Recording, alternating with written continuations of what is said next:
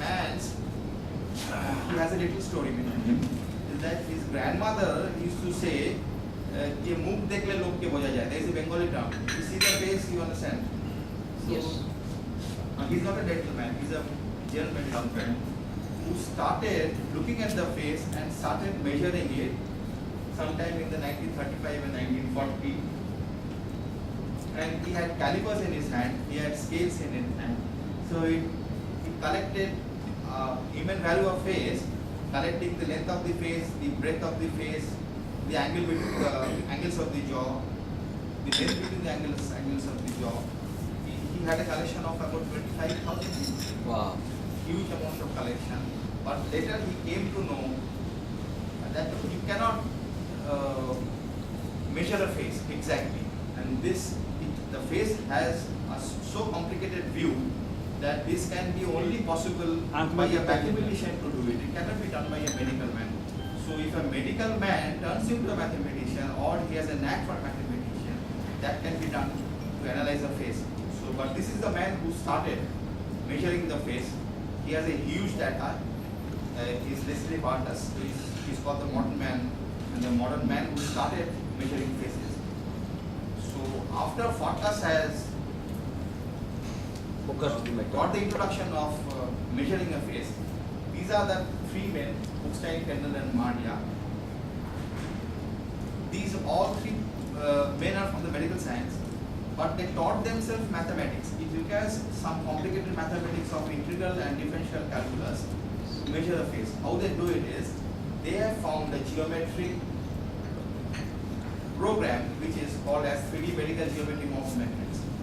With that only you can exactly measure a face, exactly measure how the face changes, and exactly measure very complicated places on the face. So if you look at a face directly from the front, and if you look at the face on the lateral view, you need some places to be fixed on the face which will tell you, it's called a marker, and it will tell you and it will measure how a face looks like. Just see this picture. If you come back to the first slide, this is the frontal view of the face, this is the lateral view of the face.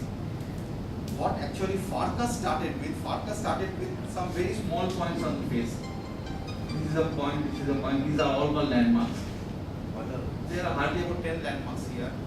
But when the computer graphics has come with Kendall, they started with a modeling system which is based on the landmarks, which has 25,000 landmarks point. Farkas started with some 10 or 15 points, but this group started with some 25,000 points, and for each point they had a calculated x-axis, y-axis and the z-axis.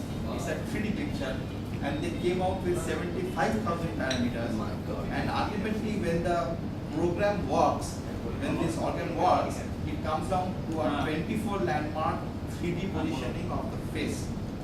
So when ultimately the doctor sees, he actually sees 24 points of the face in 3 positions.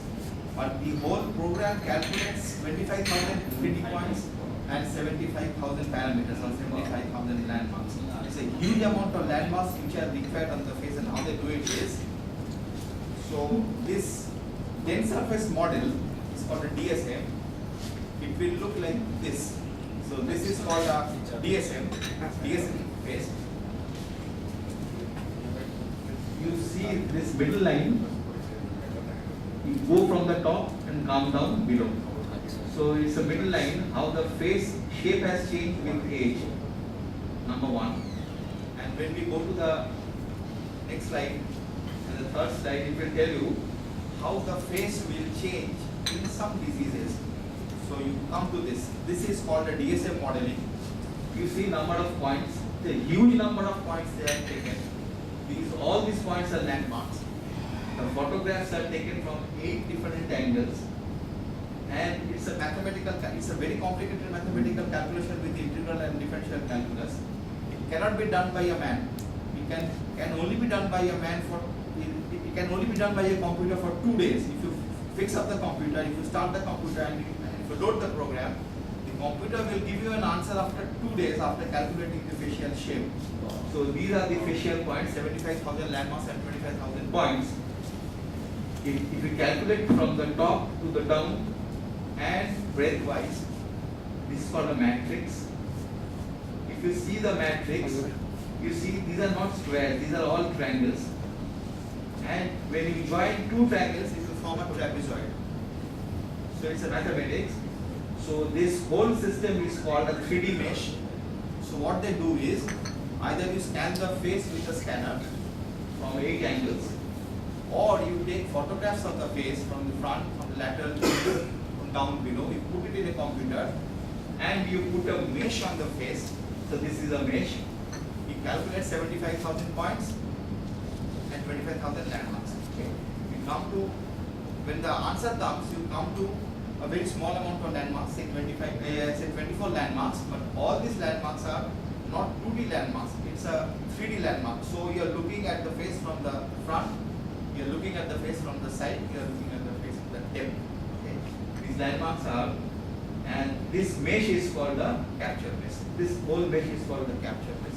So when you have a capture mesh, see, these are not squares, these are all meshes are in form of triangles, and if you join two triangles, it will become a trapezoid. So the calculation comes from a triangle and a trapezoid. So get into the calculation. See this DSM model. This is a normal face.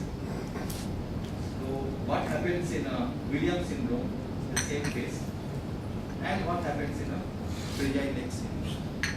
So in a fragile leg syndrome, it's a long face.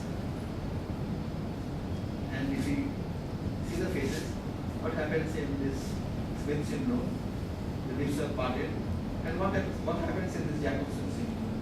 So the normal face is here. Okay. In some fragile legs, long nose, long ear, Yes, long fragile, nose, yes. also. If you go to the next slide, just see. This line is the control. Okay. This line is the Williams syndrome. This line is the Williams syndrome. And see the control. This is the frontal view and this is the lateral view. So with age 1, age 5, age 9, age 13 and age 17, how the face has developed in a control, in a normal, and how face has developed in a Williams syndrome. They can predict this computer model. Yes, you can predict. And once it's predicted, it will come up in the text. In about another 2 or 3 years, it will come up in the text. And it will tell you when a patient comes in, which part of the face you should see, which are the main landmarks you should see. You cannot see a patient throughout the face. So which are the landmarks you should position your eyes and see. If you go to the next slide, what does the Williams syndrome say? It's upturned nose and mouth, small jaw, crowding of teeth, and it's a temporal narrowing. Just remember this and come back to this. The lips are parted. Narrowing of the face. This jaw, in case of a control, you see the angle of the jaw. The angle is more, it is upturned. Okay. The angle, or this mandible angle is upturned, it's back. The head of the contact is placed posteriorly. Now, if you go to the next slide, you see the control here, the frontal view of the face and the lateral view of the face. You find the same man if he has a Williams, if he has a Noonan syndrome. See the face differentiation. This has become shorter. The vertical height is become shorter. In case of a Williams, the lips are parted. In case of fragile legs, we have a long nose, a long face, the narrowing of the temporal bone. So this can only be appreciated by a computer graphics. This is the place of a, which is green is the normal one. See which part of the face has changed in a Williams. Is the lateral part of the face has changed in a Williams. So once the lateral part changes, when you look at the front, you will see a temporal narrowing here. The face looks long. Similarly, in a fragile legs, the face looks long.